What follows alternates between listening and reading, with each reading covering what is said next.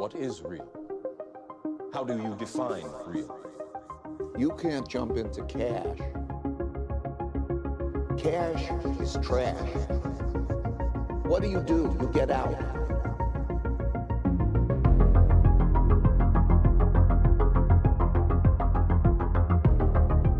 Dan and Josh are two firefighters who started a fresh and dope podcast called the Blue Collar Bitcoin Podcast to get the word out. They talk Bitcoin, they talk finance, and they talk shit. Dan and Josh, welcome to the Bitcoin Matrix Podcast. How are you guys? Doing well. Fantastic, Cedric. How are you doing today? I'm doing great, guys. I'm super excited to have you guys on. You guys certainly have a lot of buzz going. I think it's really interesting, the angle that you guys are looking at Bitcoin from, and I think you guys have a great rapport. And you guys, like I said in the top of the show, just have this sort of fresh and dope vibe. And I'm really enjoying what you guys are putting out. And I also want to thank Greg Foss. He kind of put me on to you guys. I know he's been on the show a couple of times, but he DM'd me and he was like, "You guys, you got to get in touch with these guys. They're in your area, in your neck of the woods." So I'd love to get to know a little bit more about you guys. Specifically around firefighting, maybe how long you guys been firefighters. What I know there are different kind of firefighters. So what part or role do you play? And we'll just get into it from there. Perfect. Thanks for having us, Cedric. We're really excited to just chill, bro, down here tonight. So yeah, we are career firefighter paramedics. So we both work at the same department. We're good buddies, as comes through in our show.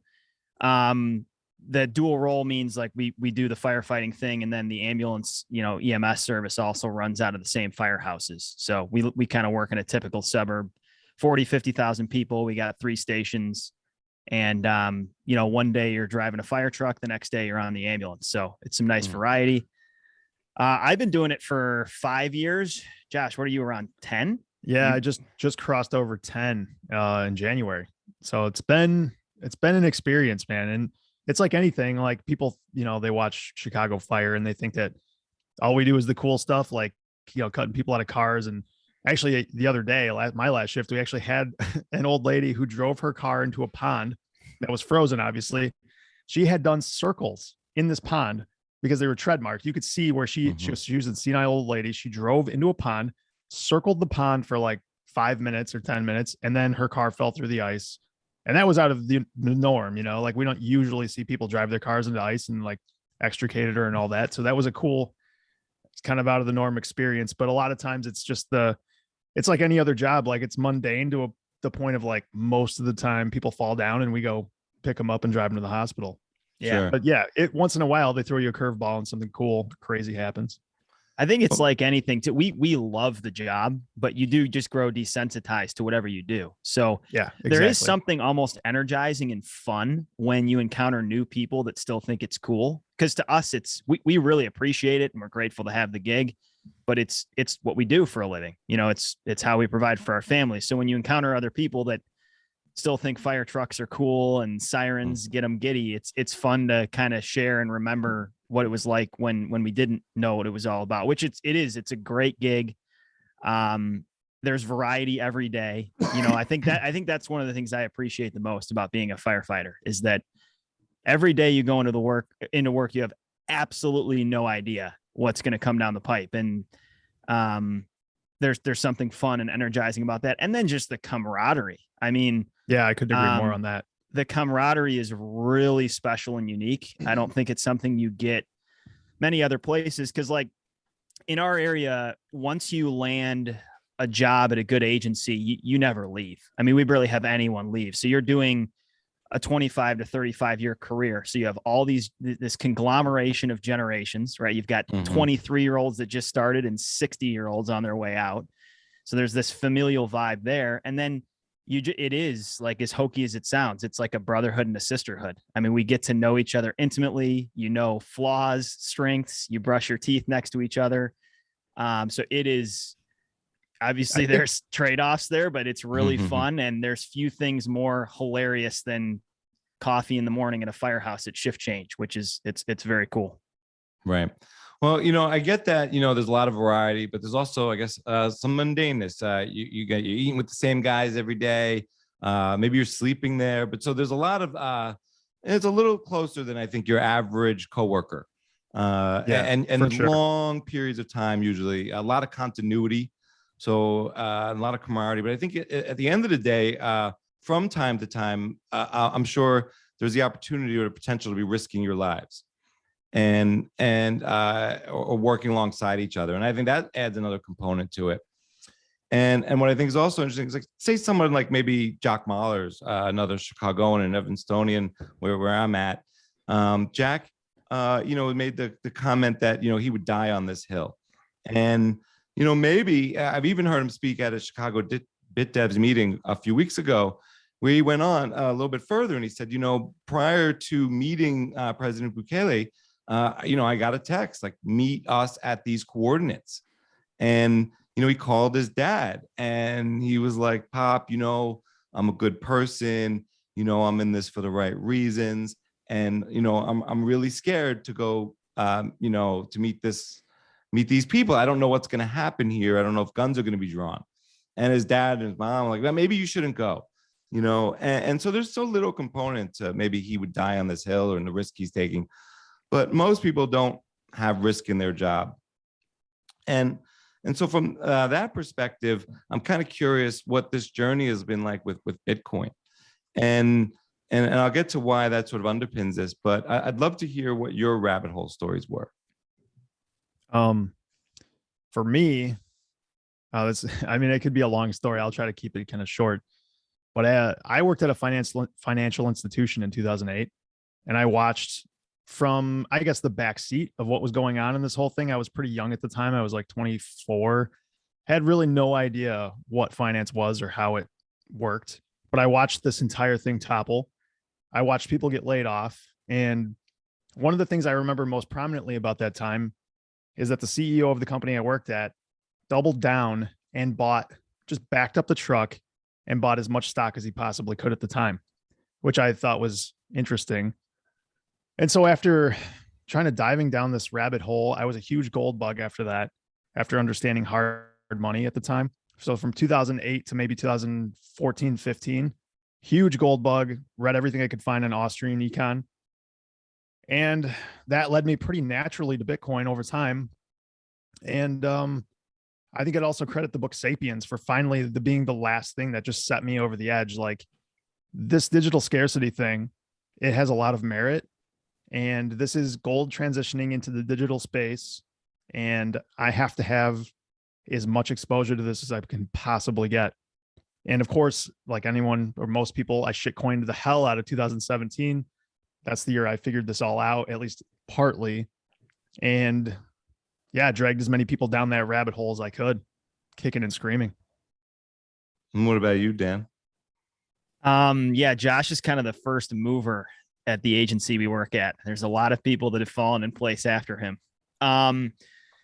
Yeah, so my journey in to this space. So a little background on me. I don't have a degree in anything related to finance or econ. I actually have an undergrad in biblical and theological studies and rhetoric communication. Dan is starting the Church of Bitcoin.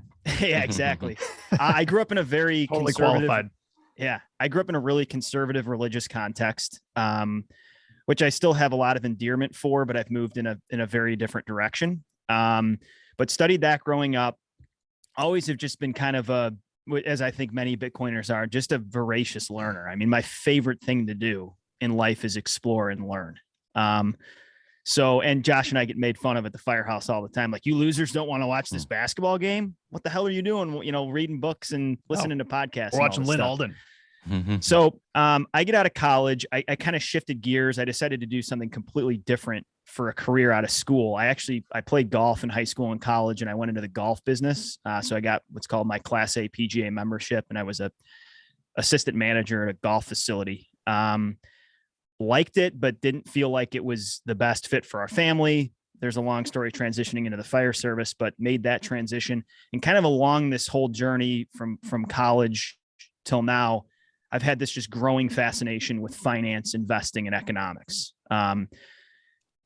Started out in more of like your traditional camp, like don't get too cute, stay the course, long-term fundamentals, free up your cash flow, buy assets over 30 years, you'll be okay. Like an instrumental book for me was John Bogle's Little Book of Common Sense Investing, like get out of your own way and whatever. But I think as years went on and I started to study more, I recognized that there were some cracks in the way the system works.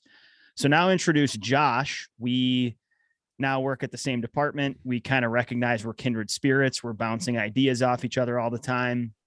And I still remember the moment when he came to me and explained what this Bitcoin thing was back in 2017. And I've said before, like, I feel like both Josh and I had just enough of a few different disciplines to kind of understand the implications of this thing. He kind of gave me the short spiel. I remember like sitting there and thinking, and I remember one of my first thoughts being something to the effect, maybe the words in my head weren't exactly like this, but there's no way this thing credibly enforces a supply cap. Like nothing like that exists in the world, right? But it was enough for me to explore further. The first book I ever read was Andreas Antonopoulos' Internet of Money.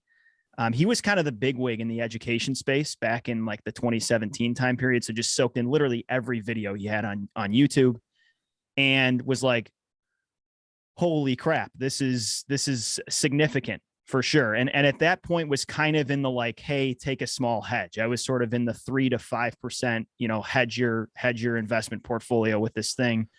As the years have gone on, that hedge has increased in size, as Josh likes to chuckle about. But I think similar to many plebs, like every single stone I've turned over on this journey, I'm in more awe of the implications of this paradigm shifting protocol.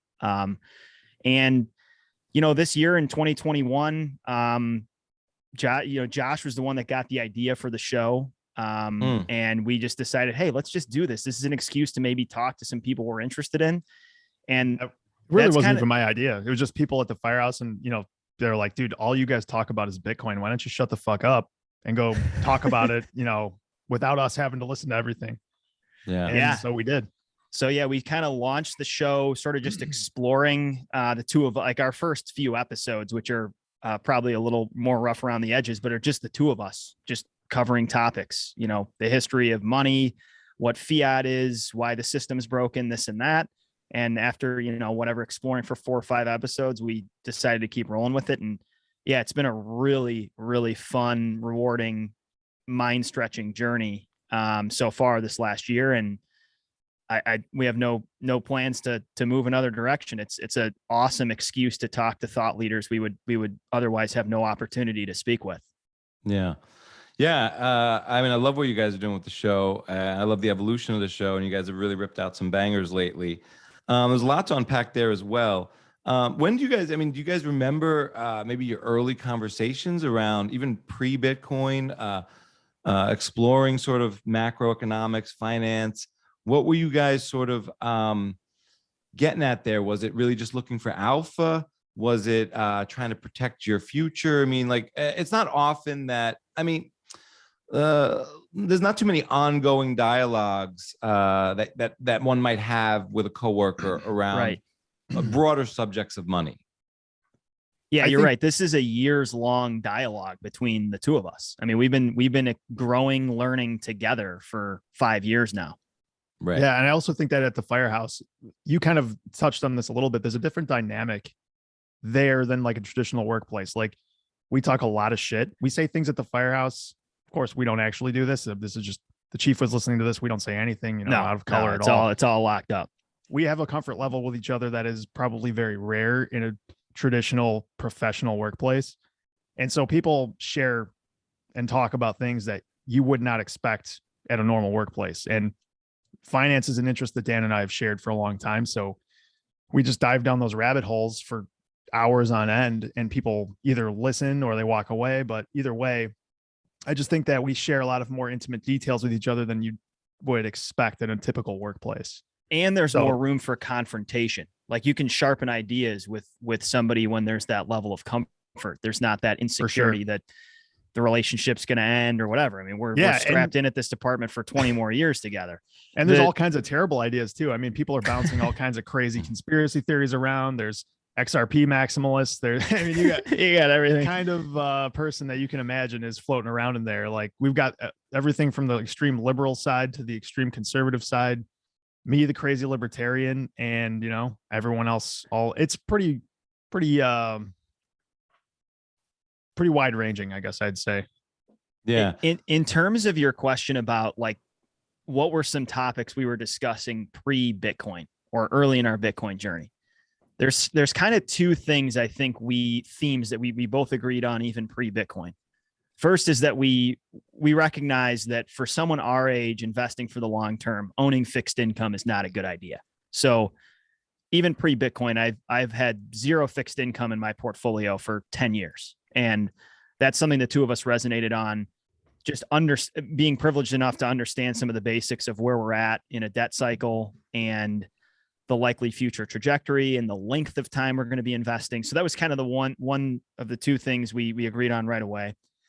I think another thing that resonated for the two of us was that when you're in an environment like we're in, you see a lot of people get way too cute with money, both in two capacities. First of all, you have a lot of like pseudo experts, quote unquote, right, that are, doing all these trades and working the stock market angle and all this stuff. And there's this thought that they're going to outperform the market. Right. And I think the two of us have had long-term conviction that like for the average firefighter, the chances that you're going to outcompete like long-term DCA buy and hold strategies and tried and true, hatching a specific plan over the long term, like the chances you're going to succeed in that capacity are minimal. Right. So steering people away from presuming that they're an expert in a field that they're far from it. The other thing is just encouraging. I think we both agreed early on, like there's a lot of people in the middle class that don't have any free cash flow,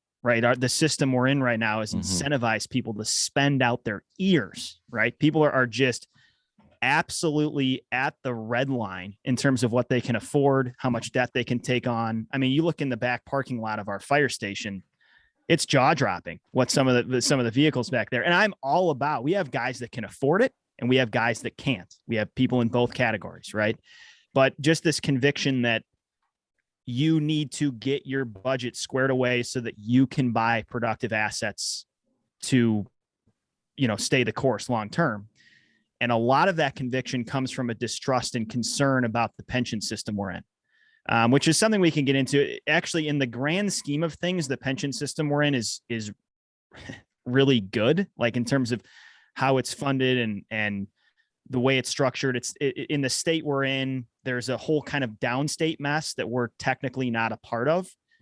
Nonetheless, the way that pensions and defined benefit plans are structured, there's a lot of concerns there for the two of us. And both of us have kind of been beating down this door with our coworkers of like, you need to protect yourself, like starting saying in the off chance this thing doesn't come to fruition and provide what you expect for in perpetuity in retirement, like you need to be, back to freeing up your cash flow, investing on the side, being prepared in case this isn't ready to catch you when you're done as a fireman. I also think that it's productive to take a longer lens and look at history and understand how empires rise and fall and what kind of season you're in the country you're in during the, and what just generally the season of this empire, if we want to call it that we're in right now.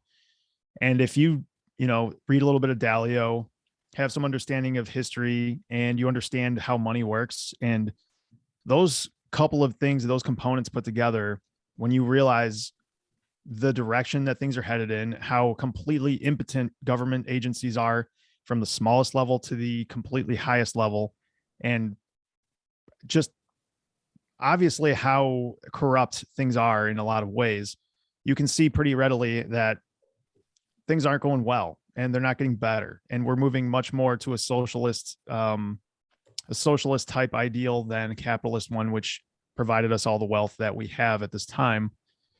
I think it's pretty apparent to most rational people that things aren't trending in the right direction, and you should be protecting yourself with hard assets, as Dan said. Like those are the things that people can't just magically, produce into the world.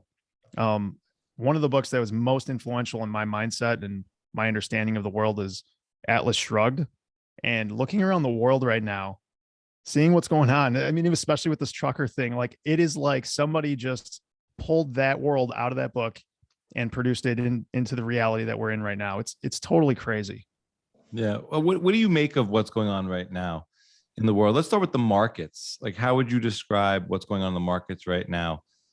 Just in terms of, yeah, I mean, just sort of the macro view.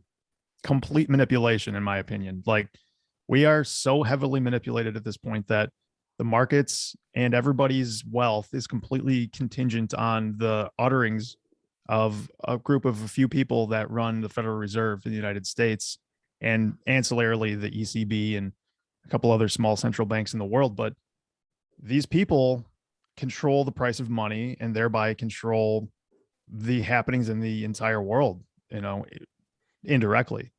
And that's crazy. That's absolutely crazy.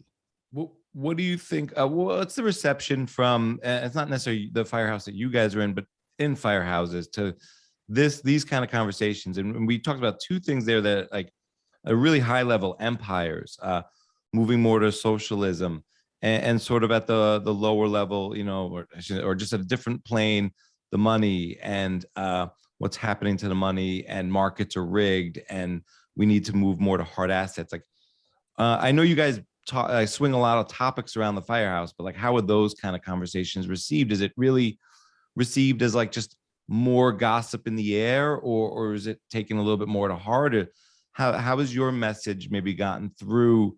Do they see Bitcoin alongside Ripple still, or? So I think one nice thing about an environment where you get to know each other intimately is that, yeah, there are some people that probably think Josh and I are clowns, but for most of the people we work with, we have developed a rapport, and they do respect our understanding and grasp of some of these dynamics. So I think most people are truthfully, their ears are perked when the two of us are together, which we're on different shifts. So it doesn't happen all that often, but we're each jabbering in our own house on our own shift all the time. This is true of anybody that you're sort of introducing to this. And Cedric, I'm sure you would agree with this. Like, the longer you're in this space, the more you understand that this is a slow play, that the chances you're going to orange pill someone overnight are almost zero. And so for us, a lot of it is starting just with triggers that people can recognize of why things are artificial. Totally echo what Josh said. I mean, that's how I would define the macro environment, as incredibly frothy and artificial. I said this, we were on Why Are We Bullish with Sessions, BTC Sessions last week. I said this same thing. I think one of the questions I start with right now is asking people, do you have any understanding of why your retirement accounts, whatever investments you have, brokerage accounts, what have you, are at all-time highs during one of the biggest economic crises of the last 100 years? And most people are genuinely confused by that reality. And that's sort of a segue into explaining the dynamics that are at play. In terms of my size up of the market, and this echoes some of what I said last week too, it's just, it makes total sense that the market is reacting the way it is right now. So when they, outlining, when they suppress rates to zero, when they insert all this artificial liquidity through fiscal deficit on fiscal deficit and quantitative easing, those are artificial introductions into the market, right? So when they reverse course on those fronts, right?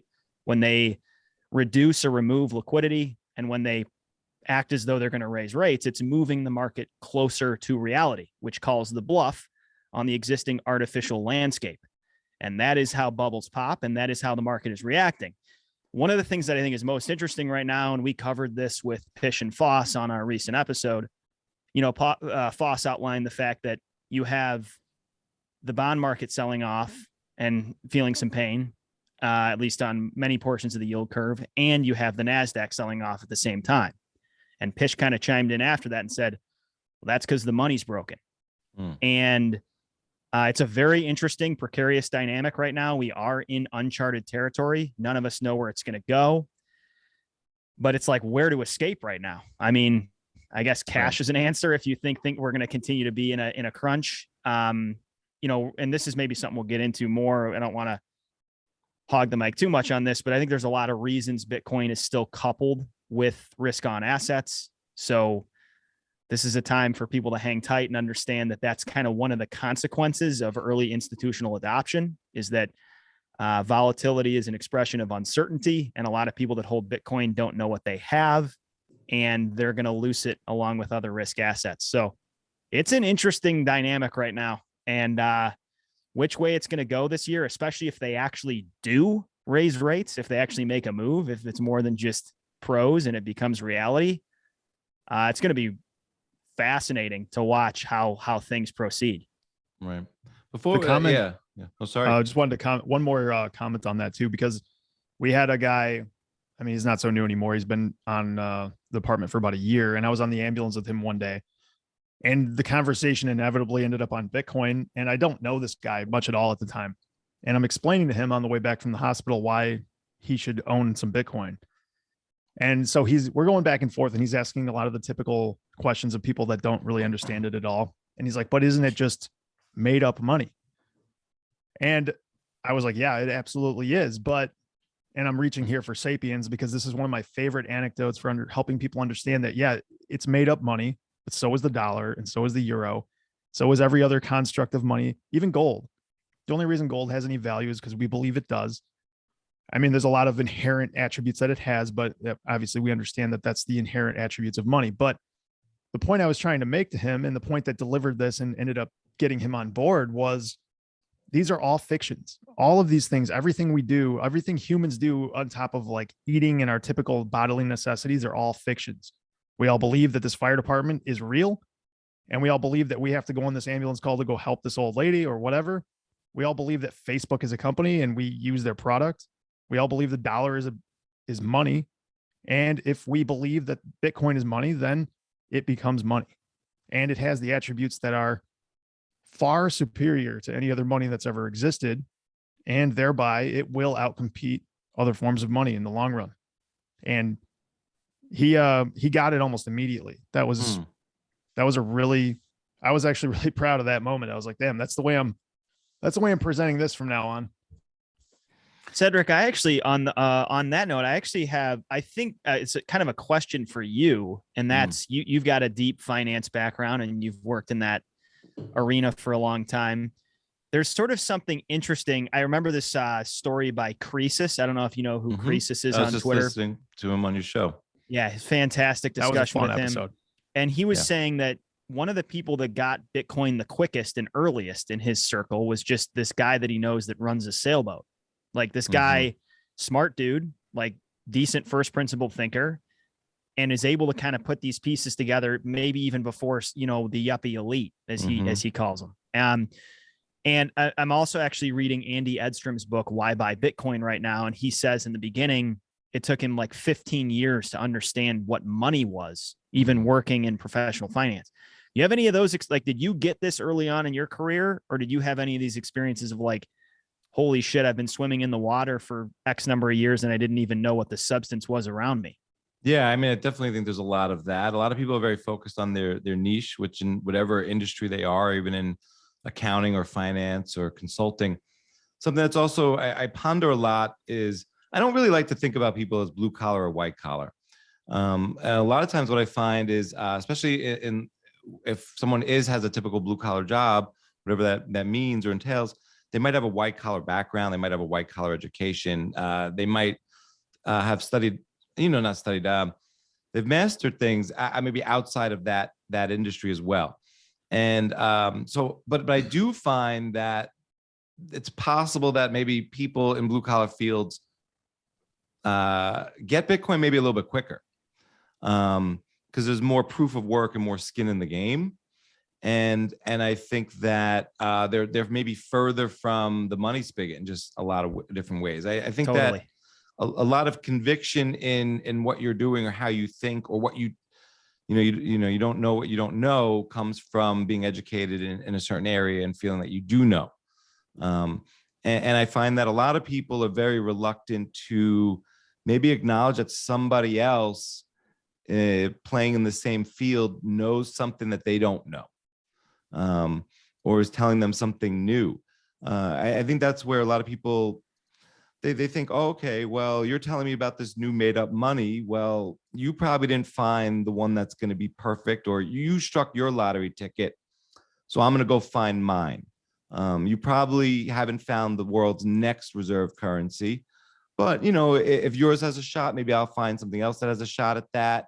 Maybe you got in earlier than me, so I don't want to chase you. It's sort of that fiat mindset. But it's also very hard to convince them that there's anything new under the sun. I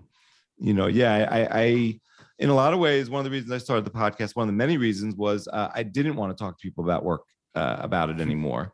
They weren't receiving it well. They didn't see it as anything new or different. And one of the things that one of the ways that I kind of question for you guys is around pensions, right? And this notion of money and whether money is made up or whether money is going to be good in the future, and not even just pensions, but salaries.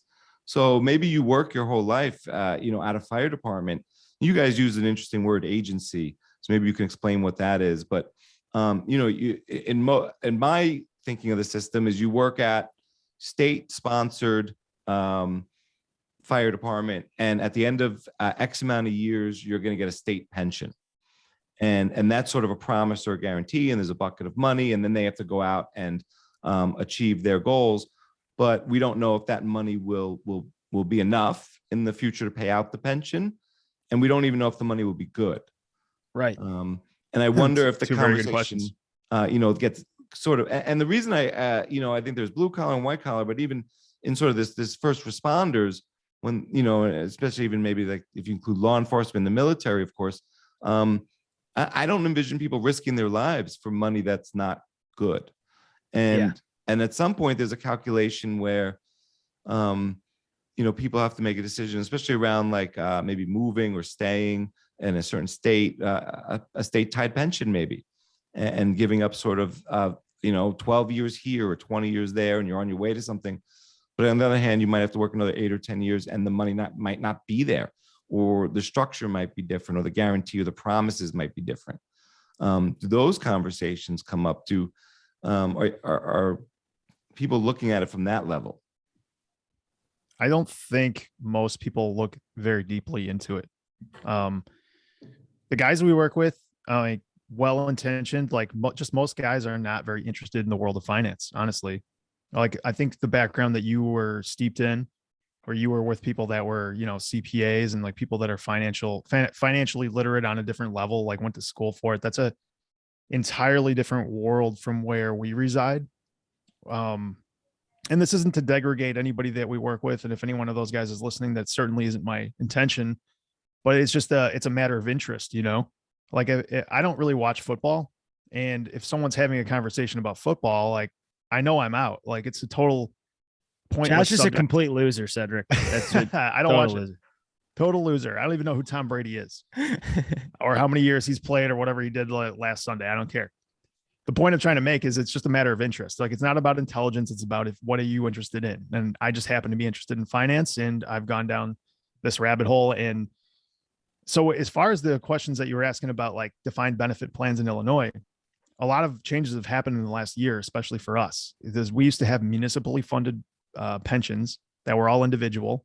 I am a pension board member at the agency that we work at, and the state of Illinois changed the law, and they just conglomerated all of these pensions, around 400 of them, into one giant pot of money. And I can see the look on your face.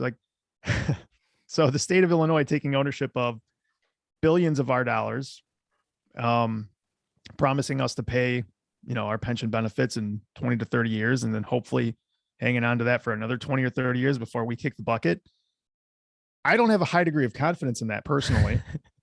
And I want to run these numbers by you. I don't know if you got to listen to us with Foss and Pish, but there's two assumptions built into this plan that has a lot to do with the, percentage funded. And two of these assumptions are that there's going to be 2.25% interest, or not, 2.25% inflation in perpetuity. That's number one. That's a huge fly in the ointment if you have any idea what's going on right now. The other assumption is 7.1% return on average for the next, into perpetuity. So those two numbers build this entire thing. That's the core of the idea that this is actually funded. And by the way, there's 30% of that invested in fixed income. So you've got 30% fixed income with those assumptions as your baseline. And sure, there's a lot of money in there, but exactly to your point, like what is that money going to be worth in 20 or 30 years, if anything at all? And, if it is worth something, hopefully Illinois hasn't pilfered the entire thing. I have a lot few of existential threats there. I have a few comments. So Josh and I toe this line of wanting to be realists and wanting people to protect themselves, but also not doing the whole Chicken Little sky is falling kind of thing. The pension situation in this state, and I'm sure it's this way across the country, it is actually quite complex. There's more than meets the eye. Like there are some holes in some things I'm going to say here. And if you play out future scenarios, they may disappear. But like our pension is completely dissimilar from like the teacher's pension in the state. It's not funded by the state of Illinois. It's funded by the individual municipalities. Okay. So there are numerous pensions that are funded by municipalities. Another one is IMRF, which is for municipal employees. And like our pension and that pension are by actuarial standards today, actually very well funded. And so very different than the downstate pensions in this state that are in dire straits. Okay. The issue though, that confronts all pensions is that politicians hold leverage over the coffers. Right. And so what was just demonstrated and Josh highlighted a second ago is that if they can tell you to move money here or there, like when things get precarious in the future, obviously we're one bill away from everything being together and it being a problem. Right. So this is actually, and this is going a little bit far down the rabbit hole, but I think one thing that's kind of interesting for us as firemen is like history shows us pensions generally don't work. They're incredibly expensive. They're unsustainable. The word Ponzi scheme comes out all the time. And I know there's a lot of Bitcoin plebs that probably feel that way. And we totally understand, you know what I mean? We have incentives based on where we work to have this thing proliferate. I do think an argument can be made that like what we do for a living is unique in that, if you want, and not that this happens all the time, but if your house is on fire and you want us to risk our life, we have families too, to go up to your second story to grab your daughter. Like there's more, there's a little bit more at stake for the line of work we have. So I think as the future carries on, it's not that we want everybody else to drown, but it's like, it's our goal to keep the firefighter pension in this state solvent. Right. And so this gets to performance, because this is something else we say to our coworkers. It's like, you can be promised all the dough you want. If the math doesn't work, the math doesn't work. As I say, it either performs or it perishes. And so this is where the two of us are at least wanting to start the conversation. We don't have lofty expectations on where this goes. We're actually quite pessimistic, but we at least want to do our part to start the conversation and follow in the footsteps of like Houston Firefighters pension that took a position in Bitcoin last year and say, hey, this might be the buoy that keeps this ship afloat long term. And taking, a 1, 3, 5% hedge position in Bitcoin could be a huge deal for long-term solvency for both the people that are working and our retirees that have done a full career. Because what's at stake is significant. I mean, there's a lot of people that have been promised this for a long time that don't have another plan. So I think there's sort of like dual priorities. Do our best to keep this thing solvent long-term, but also help train and encourage existing firefighters to protect themselves in case it's not there in the future. Yeah, definitely a lot to unpack there. Pensions are an interesting thing. My parents were both public school teachers in New York City for decades. They live off their pensions now. I see how remarkable that has been, for the boomers and their generation. The numbers that Josh threw out there are sort of kind of clownish. Inflation at 2% and, return to 7%. And well, I can see that, and I have a brother-in-law who works for the state, a department of the state here in Illinois, has got a pension-based future. And I have another brother-in-law who's a firefighter in Illinois. And, you know, I think that everyone's getting squeezed on so many fronts. I think this is maybe Dan who said this, but, you know, everyone's over expanding in terms of how much you can spend. People have no free cash flow, a salary with a very hard ceiling in an inflationary environment. And that's where Dan and Josh are coming in with the lifeboat screaming at the Titanic. And, you know, and I think, you know, we're coming up on maybe what could be a historical crunch in terms of inflation and purchasing power for a lot of people who are on sort of a salary-based cost of living increase, or but just long term, you know, I remember growing up, the fire department, I used to come door to door to raise funds. And my father gave every single time. He was very concerned that he was going to be put on some list and they weren't going to come to his house if he didn't give. And push out a little later. The recommended amount. I can 14 promise you that doesn't happen. We've gone to one lady's house like literally 80 times this last year. So right. But I said to him, there's no list, but you know, he's like, well, why take the karmic chance? But hey, boys, take your time. We're going to 28 Elm Street. All right. Slow it down. Yeah.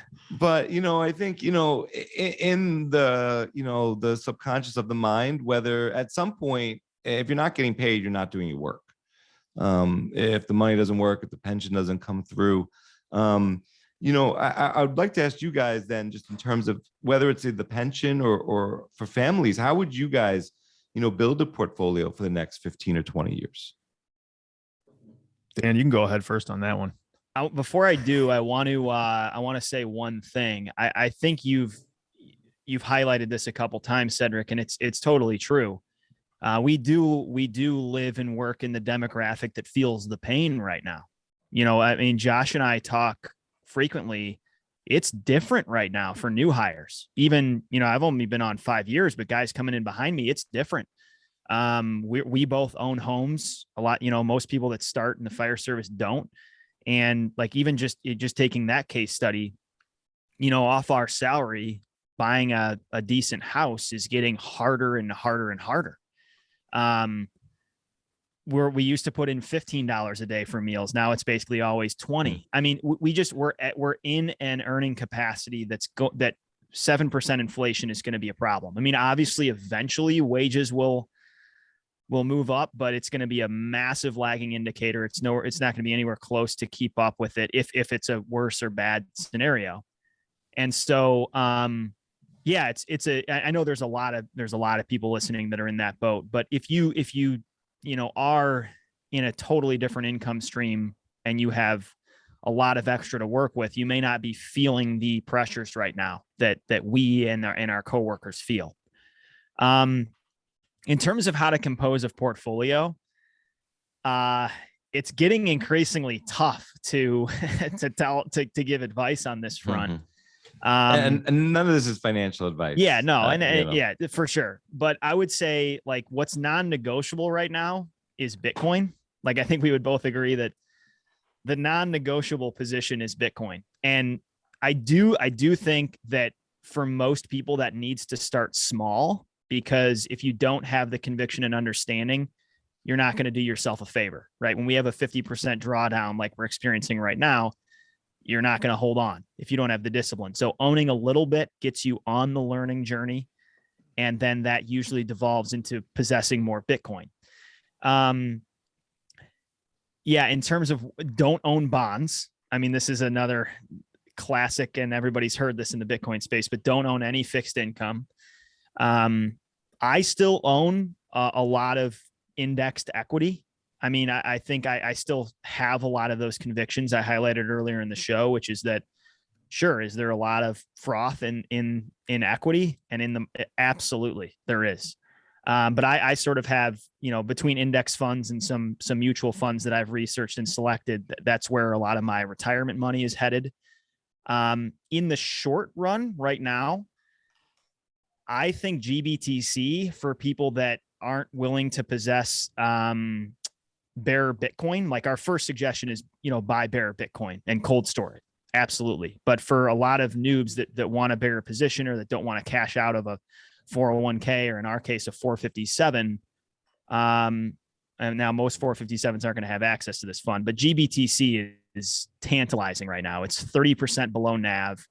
If you play out the future, it's hard to imagine that Grayscale, who possesses more Bitcoin than anyone in the world, is not going to get a spot ETF.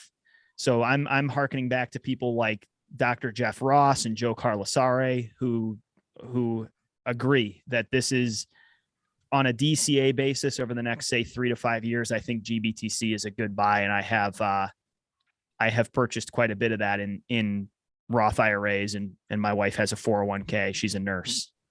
Those are some of my thoughts. Yeah, the recommend. I hate recommending. I mean, I think we all understand that when you tell people what to buy, like as you said, Dan, the convictions, if they're not there, it's just a losing battle because they're going to panic sell and they're not going to understand, not be able to weather the storm. I think number one, you need to be educated on what it is you're buying in every avenue, whether that's equities, whether that's, Bitcoin, whether that's commodities, whatever it is you want to own. But I think commodities should play a decent role in someone's portfolio right now, even if it's as simple as positioning yourself with a good chunk of commodity indexes that'll allow you to have some position on hard assets that will, at least rise to equate with inflation, if not beat it a little bit. As much Bitcoin as you can muster, like with, you have to kind of measure yourself. You have to know, how much do I think this is going to work? How much can I weather the storm? And yeah, just your own ability to sleep at night while your portfolio is down 50%. Like if you can do that and you can do that, then do it. Go hog wild. I still think that having some small allocation to precious metals is a good idea. I'm a classic gold bug for a long, long time. I've got very little these days, but still think Peter Schiff's got a bit of a point, not on Bitcoin, but on gold. He's clearly lost his mind in terms of Bitcoin. And I do think there's a place for equities, even though in the short term, they're probably going to get slaughtered. And I would resonate completely with Dan. Like if you own fixed income, you're agreeing to a contract where you're guaranteed to lose money. That is a horrible idea. REITs are also probably not a bad idea right now because owning some property is a good thing as long as you don't have to manage tenants, because that sucks. I've done that. But good luck figuring out what percentages. That's a very personal kind of thing that you have to figure out on your own and be ready for volatility. And I think right now having a cash position is probably not a bad idea, because there's a very good chance the Fed will at least go through with one tightening scenario and they'll probably get burnt really bad. And it'll be a good time to score some really cheap commodities. Maybe, I'm sure everything's going to shit the bed when that happens. So buy it all when it shits the bed, especially Bitcoin. Right. The thing about the one thing I would say about a cash position is that I'm not saying that's a bad idea at all, especially if we're in a credit crunch and things are kind of devolving the way they are right now. But that does sort of assume that you are doing some trading and timing markets, which for the well-trained could make sense. But for the average, blue collar, middle class, or non-financially educated individual, that's not a good idea. And that's where I think we would both agree, Josh, that for most individuals, setting a strategy that you DCA into across all fronts, Bitcoin, commodities, equity, whatever you decide to have in there, a set and forget long-term strategy is going to serve you well. I think more than trying to time and hop in and out of markets. I agree. I do always advocate for that, but I'm guilty of trying to play games as well. And I win probably just as much as I lose. So, take that for what it's worth. Like it is what it is.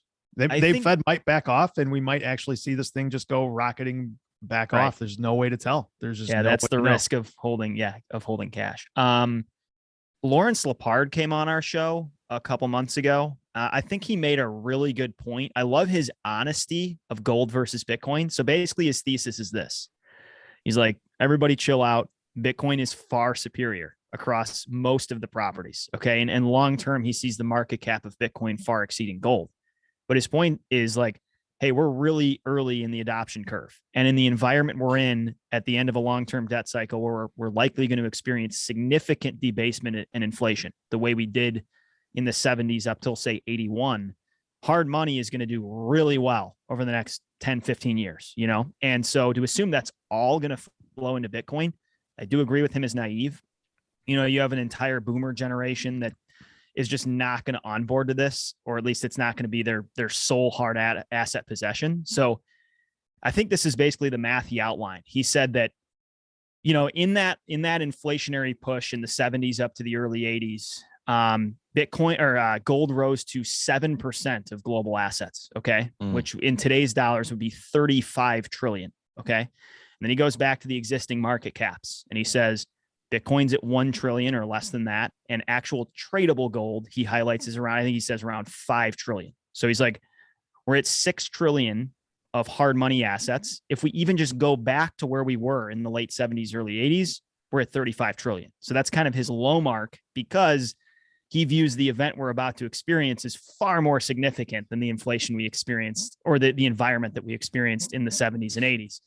And his point is like, if you take that $35 trillion number, if you think that's all going into Bitcoin, you know, the word is naive there. Some of that is going to flow into gold. And I do think it's going to do well, one could say, in the midterm. So I don't necessarily think gold is a bad position.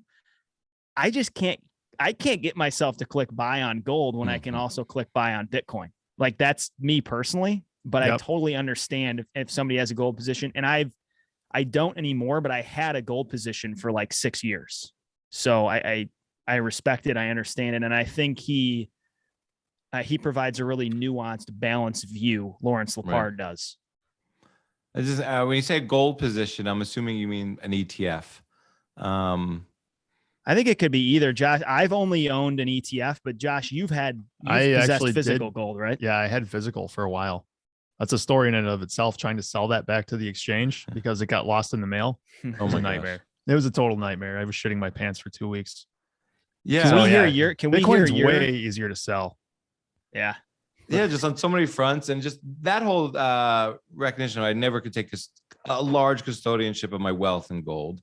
You know, I think that's just really hard to do as an individual. But one thing I'm kind of curious on a personal level. So as your conviction and understanding in Bitcoin has grown, and if you're on any sort of DCA plan, your allocation is growing alongside maybe the purchasing power of the Bitcoin through the years. How do you maybe deal with your families or your wives and explain, like, I'm putting my money in this thing, our money in this thing that, you know, I or we or everyone doesn't understand yet, you know, and how deep in the weeds do you get on this kind of subject?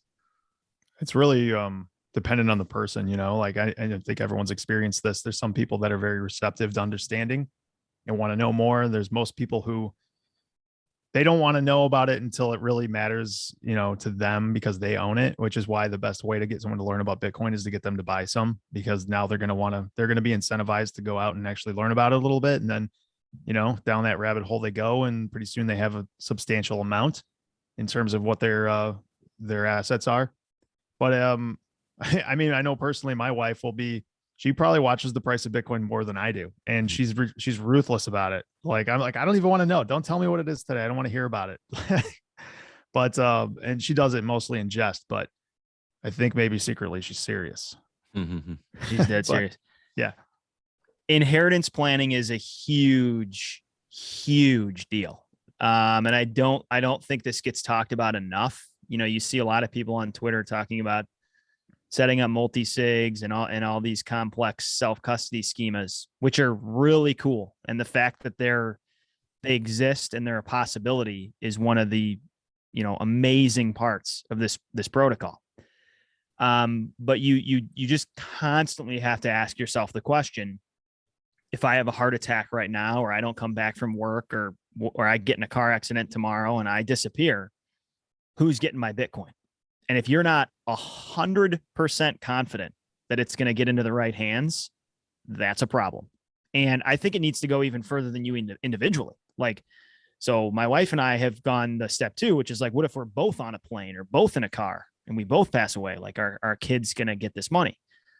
Have to be able to answer these questions. And that goes back to, you cannot get out over your skis. I actually had somebody over at my house 2 days ago, and I was just walking through. We were talking about cold storage solutions and how this all works and moving Bitcoin, kind of like introductory stuff. And he's like, I kind of want to just leave it where it is. It's cold stored already, in single sig for this person. He's like, I just don't feel ready. I'm like, then pump the freaking brakes. Don't move it to a new device or whatever until you feel completely ready. Start with a small amount of money on that new device or in that new setup. Explore, move money incessantly until you're 100% confident it works, until your spouse understands it, until someone's going to definitely get a hold of it if something happens. I am growing increasingly interested in the Casa Unchained products. So I have an Unchained cap vault that I opened. I did it myself with 2 devices. I know that this is controversial in some people's minds because obviously there's a centralized point that knows how much Bitcoin you have. I think my response to that is you don't have to put your whole stack there. And I think these solutions are just phenomenal from an inheritance planning standpoint. Like literally you can tell your spouse or your brother or whoever, all they need to do is find one of 4 things, right? 2 devices, 2 backups. They need to find one of 4 things and call Unchained Capital, and they have access to your Bitcoin. Them holding one of 3 keys or one of 2 of 5 or whatever setup you have, it's a really good solution. I think there's going to be a lot of demand for it, and like for people that want to move it off an exchange but don't want to have all the onus on themselves, I think these solutions can make a lot of sense for at least a portion of someone's stack. Yeah, those are great points. And yeah, and I think really hard for a lot of people to grapple with as we, deal and reckon with this new protocol and how to take self-sovereignty over our value and our wealth and our time. And it's almost it's a pleasant Pandora's box. But with any sort of responsibility and ownership comes accountability, and it's wild stuff. And I'm kind of curious then, and I think that this was Dan who might have said this, but how is Bitcoin like a slippery hog? That's been a main theme that Josh is actually he's the one that likes that. He's the one that got me into hogs. Josh, you start. I'm not sure that's true, Dan. I think maybe you came up with that, but either way, it doesn't really matter. I think the anecdote is just was that Croesus where we came up with that? I don't know who it was. I don't know. With him. But anyway, like I'm just imagining when I think of those 2 words in conjunction, I'm thinking like, good luck riding, like this giant hog is just covered in KY jelly and you've got to grab onto this thing and hold on for dear life if you can grab it. That's what it's like owning Bitcoin over any period of time. Like you're constantly in an emotional roller coaster, at least until you reach like Bitcoin Zen position, which I don't think many people are in, but you're up and down all the time, like holding on to this thing and just not having any idea where she's going tomorrow and which direction she's going to throw you for. It's both incredibly engaging and scary at the same time because we just don't know. I mean, in the long term, I think we're pretty confident because the game theoretics that are involved here, I mean, it's pretty apparent when you just watch the politicians getting involved in this thing now. Half of them have no clue what they're even talking about. They just know, like, I'm going to get engagement on Twitter if I start spouting off about Bitcoin, and they're right. And just the fact that they understand that at this point is incredibly encouraging because it signifies that there's enough people, there's enough voting block for this that they want to have Bitcoin associated with their name because it's an easy win. So that slippery hog, it's hard to ride. I think slippery hog has like morphed through the episodes, Cedric. So I think, and maybe we have some diehard fan that can tell us the origins of slippery hog. I don't even know which episode it came in on, but I think maybe the first time we talked about it, it was in the regulatory political context of like if you think you're going to be able to regulate this and get your hands around it, like good True. fucking luck. Because this thing can spin move out of any double team on the floor. I mean, it is, when you think about it being inherently global and censorship resistant and permissionless, the implications of this reality are truly mind blowing. I think the sovereign individual really kind of made me understand what we're dealing with here. If you've never read the sovereign individual, it is dry. It is long to get through, but it's worth reading. You kind of realize what the implications of cryptography and digital value are in the future. And I do think, this is where playing the long game is important. Like, absolutely. If a huge Western nation outlaws this thing, which I think is growing increasingly unrealistic, that's a different topic. But if that were to happen, I bet my bottom dollar that short and midterm, the price is selling off. But that doesn't mean this thing's not going to proliferate over decades. I mean, it's just going to flow to the low ground. Somebody's going to pick it up. I mean, you look at the El Salvadors of the world, like, you're going to be able to remember 12 words and move somewhere. And not that we're encouraging people to obfuscate, the IRS, but like, this thing is almost impossible to track, at least if you're doing a lot of, tricks of the trade. So it's a totally new animal. And we've chosen to use the phrase slippery hog to describe it, along with many other animal analogies in our show. But there's 3 reference points for this, just in the last year or so. Like China, they banned mining, and it kicked this thing right in the dick for like slippery 3 hog. months. That slippery hog slid away, and the hash power's back where it wasn't above that. Russia came out and said they were going to potentially ban it. Their central bank said that. And then Russia spin moves and says, oh, actually, we own $200 billion worth of, I don't know if they said Bitcoin specifically, but crypto. And then India, who's been on and off again, saying they're going to ban this. And now they're just like, oh, I guess we're just going to regulate it. Like, this game theory is just marvelous. It's amazing. Yeah. And then so it's interesting to watch, like, Gary Gensler, right, of the SEC kind of categorize this in its own very unique space. Like, at this point, he's been very honest and clear that he sees Bitcoin in its own camp and then every other coin in another. And like, maybe that's because he likes it and understands it, but it's also because he knows, like, there's no possible way to get your arms around this thing. Like, the other coins, you can get your arms around because there's some, at least some centralized entity you can go after. Going after this protocol, he's smart enough to understand it's nearly impossible. And I think time will show that that's the case. Yeah. I was really enjoying the show with Pish and Foss. And one of the points that you guys seem to really agree on was that, Warren Buffett and Charlie Munger, while great value investors of the past, they're really pulling forward benefits at the expense of our kids right now. And it's one thing, I can imagine being really hard is to advocate for sort of portfolio structure change at whoever's managing all these pensions. And that's just going to play out very slowly, maybe. Not everyone's going to jump on board like Houston, or maybe that's really frustrating. But I'm really curious, how do you guys see this playing out over the next 5 or 10 years? QE forever, COVID, the Fed, these narratives, trust in the old system, kind of getting back to what Josh brought up at the beginning of the show, just around these larger macro issues in the world. How do you see this playing out?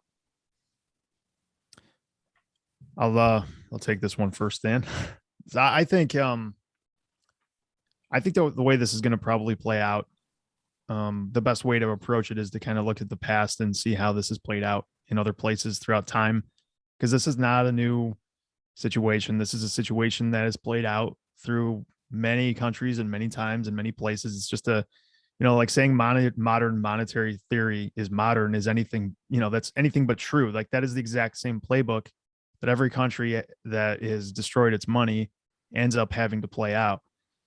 So, and then you see all this populism that goes on, and this is very similar and echoes of like the 30s and 20s and 30s in America, when we had the Great Depression and people were fed up and pissed, and they vote for the populist politicians that tell them whatever, and people generally just vote for whoever tells them what they want to hear.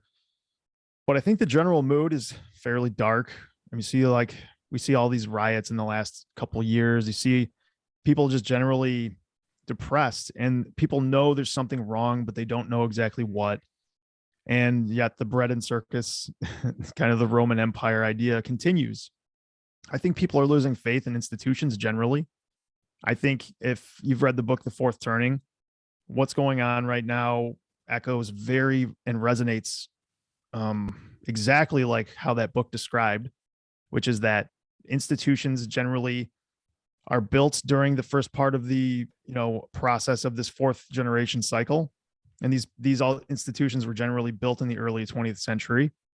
They have played their role. They are coming to the end of their usefulness.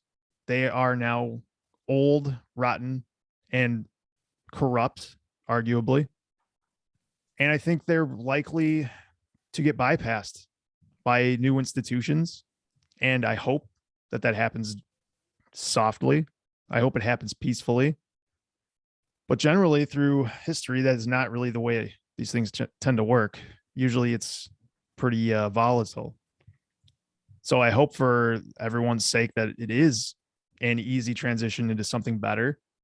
And I think Bitcoin is an instance of a way for this to transition peacefully, because it really is, as we've said a bunch of times, that this is a parallel system being built next to a rotting system that we can transition to, I mean, fairly easily. The rails have already been built between the two systems.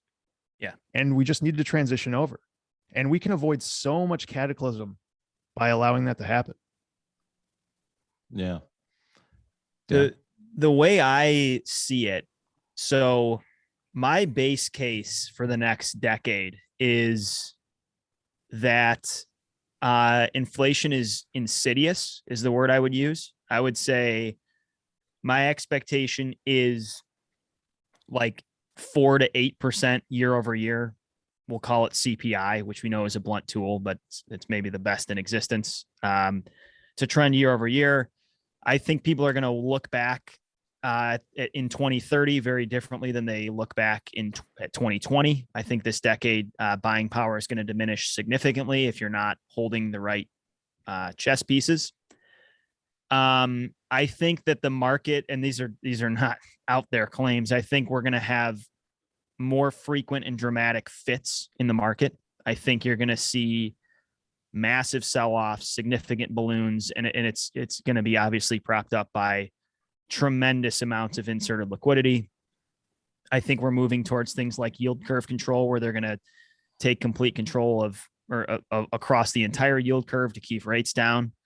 I think they're probably going to end up stepping in to buy things like equity, like Japanification. I think they're going to kind of do everything to keep the system afloat, which, like, in fairness to them, I understand. Like, they're trying to keep people out of the streets and from resorting to things that none of us would want. Like, they're trying to hold this system together as we are at the end of a long-term debt cycle. Now, I said that's my base case. I can envision a scenario where we have a just massively uncontrolled deflationary event, like say the 1930s, and we experience something really ugly for a period of 2 or 3 years, and then hopefully come out on the other side. I guess my hope is that doesn't happen. And I tend to think they'll kind of be able to walk the tightrope for a while and play the games and sort of keep things together. And people won't really notice or be able to notice as keenly as they should their buying power being stolen. In terms of Bitcoin, man, does Bitcoin present an interesting gorilla in the ring, because, and this is where it gets a little scary, because you can totally see Bitcoiners being labeled as villains. Like, there's this assumption, right? If you're the Federal Reserve and you work in traditional finance, that the water's trapped in this pool, right? And it's going nowhere. The water's getting muddy and disgusting, but it's trapped in this pool. And I think a lot of people aren't noticing that there's this large plug on the side of the pool that's cracked open right now. And if it gets pulled completely, a lot of the water in that pool could get loosed into the lawn next to it, right? And so I think it's kind of scary to think about the implications for Bitcoin. I just don't think humanity has conceptualized what totally fixed algorithmic inelastic supply means. And I think when the demand at the orders of magnitude I envision enters this market, I think some of the moves you're going to see in price over the next 10 years are going to melt fucking faces. I think people are going to be, the word is going to be confused. There's going to be a lot of people on a lot of trading desks that don't understand how the price can move as quickly and as fast as it can. And it's because it's nothing any human being has ever seen. We've never been up against a completely brick wall in a market like this. And I think it's going to get pretty weird. I agree with Josh though. Like, I'm not going to celebrate these cataclysmic events. Like, I hope Foss is right that we can transition gently. But yeah, I agree with Preston Pish when he says, like, I think there's a chance that over the next 10, 20 years, a 1% position in Bitcoin could keep your entire buying power intact. Like, that's how significant I think the increases in valuation are going to be of this network. Right. When you think about those things, like just those, it's like a giant windstorm. It's it's either put up your sail and go with the wind, or, are you going to try to tack against this storm? Like, no. And we've got the most pristine, beautiful sailing ship that's ever been built. That's Bitcoin. And it's hard to imagine how this asset isn't going to appreciate massively over the next 10 to 20 years in the environment that it's in. This is what it was built for. This is the most simple, like, argument I can make. So the supply side's completely out of the equation, which is super unique with this asset. I mean, even with something like gold, the supply side's still in play, like as you look at the stock to flow model. But in Bitcoin, the supply side is totally off the table. It's not even a variable. We know it, right? So if you're a long-term Bitcoin bear, you have to explain how demand for the world's first completely fixed, inherently digital, global, open source, programmable, so improvable, instantly transferable asset, like all these incredibly unique characteristics, how demand for this unbelievable new innovation that's showing tremendous promise, right, across the globe from, top to bottom, you have to argue and explain how demand for that is going to go down over the next 10 years. And my response is good fucking luck. I do not see that happening. And so even if you think demand's going to stay the same as it is in the year 2022, the price is going way up. You know what I mean? As the noose gets tightened on supply. Yeah. I love the way you guys think about Bitcoin. And I'm really curious.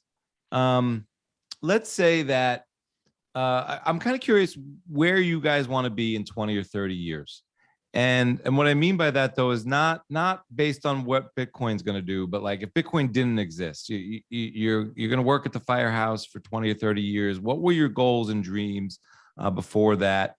And in a world where Bitcoin does exist, what percentage of firefighters do you think have a chance of achieving that goal without Bitcoin? Or goal like that? Obviously, you all have different goals. Yeah.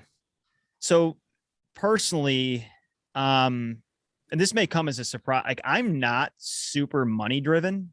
If I was, I wouldn't be a fireman. It's not that I don't like money, but my main motivation for being, engaging the world of finance and investing is just to be responsible, right? And to make sure my family's taken care of. I have some other examples in my life of some people close to me that have run into some trouble, and that's formed a lot of the way I look at money and plan for the future.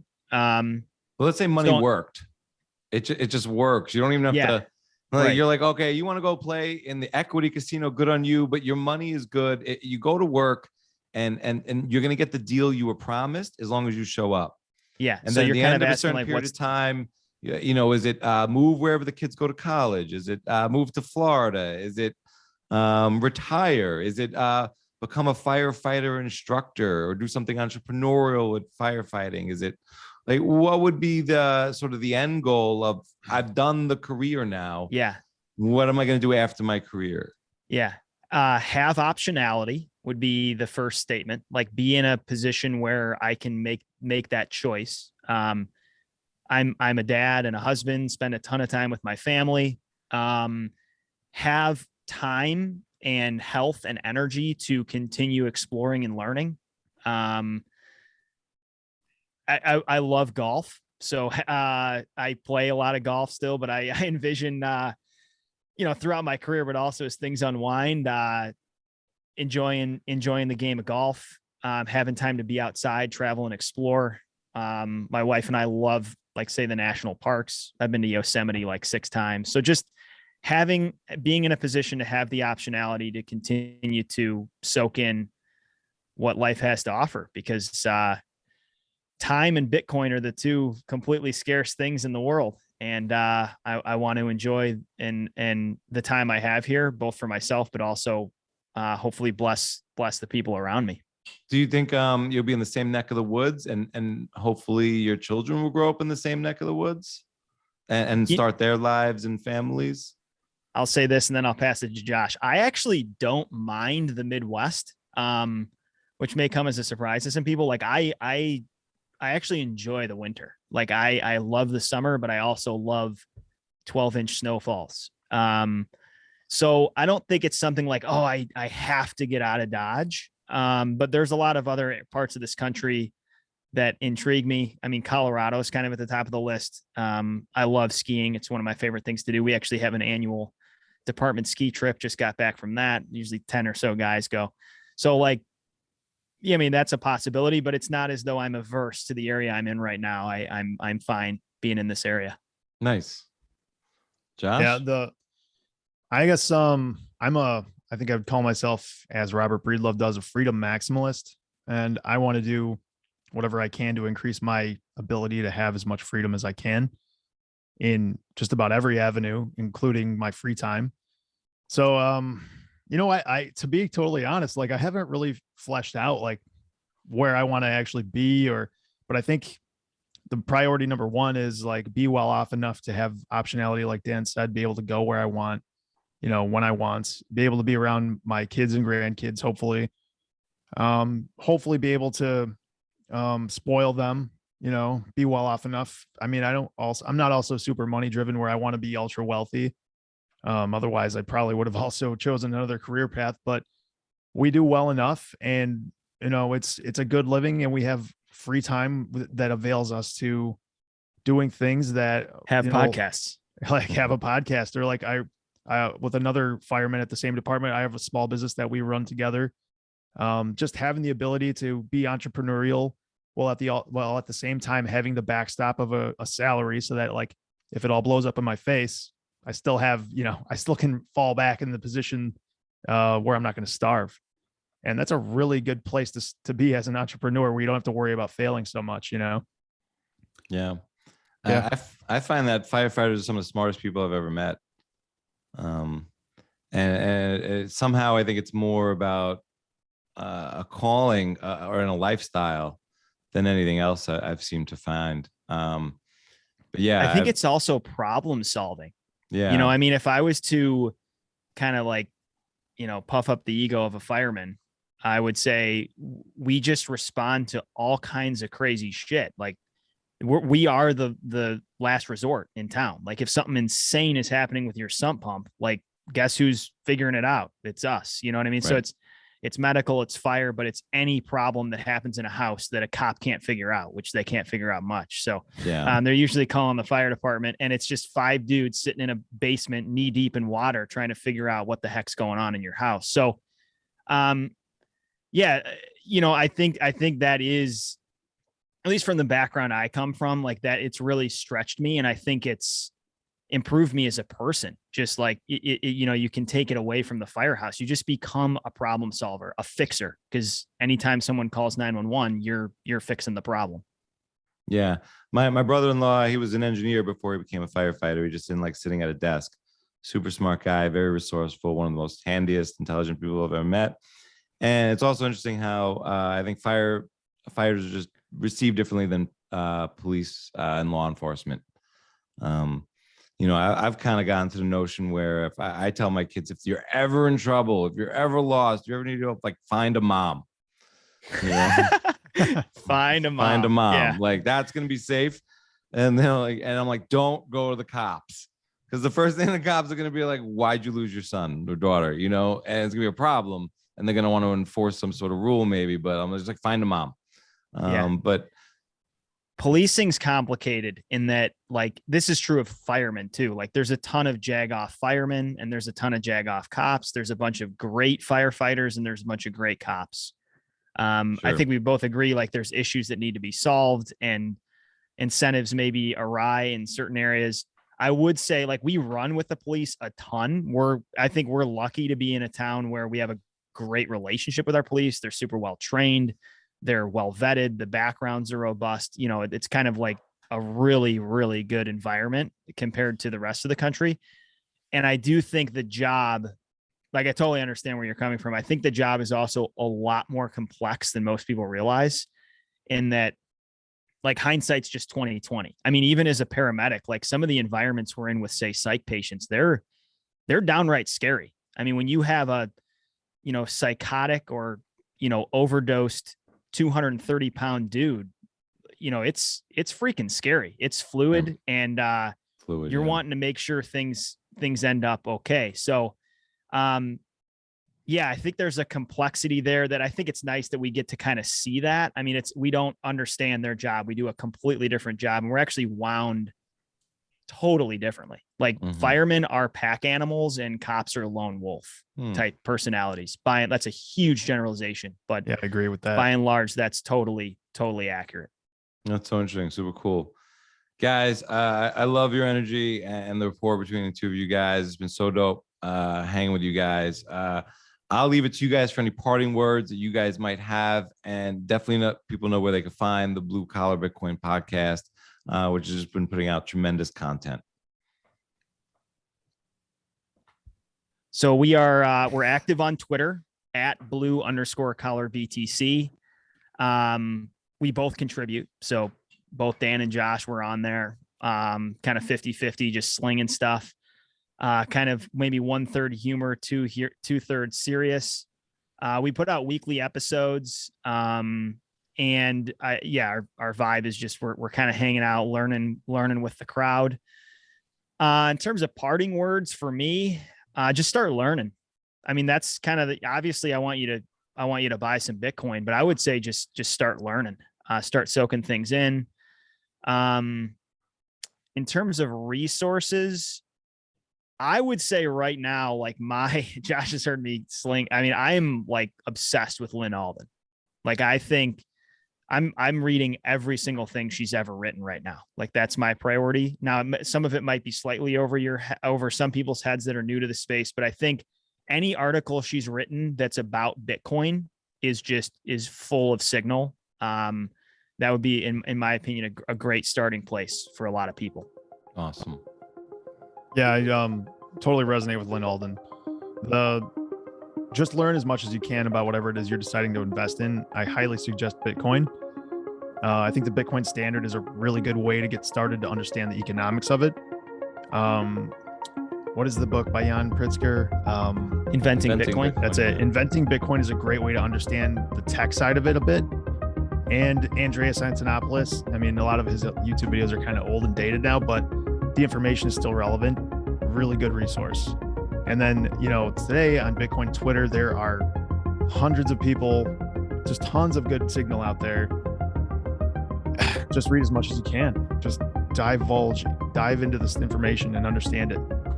And Cedric, thanks for having us. We really enjoyed being here on your show, and we love what you're doing as well. And follow us. Yeah, listen to Bitcoin Matrix. Bitcoin. Yeah, fellas. Love your podcast, Cedric. Thank you for buttering my muffin. I definitely agree. Lynn Alden is great. I just love the vision of seeing her on the TV in the firehouse. Andy Edstrom, Greg That actually Foss, did happen. Jan Pritzker have all been on the Bitcoin Matrix. So I hope you guys check those out. Those were very early episodes. But guys, it's really been a pleasure hanging with you guys. And it's been so dope. Thank you so much. Thank you. All the best to you and your family, Cedric. Thank you guys. You too.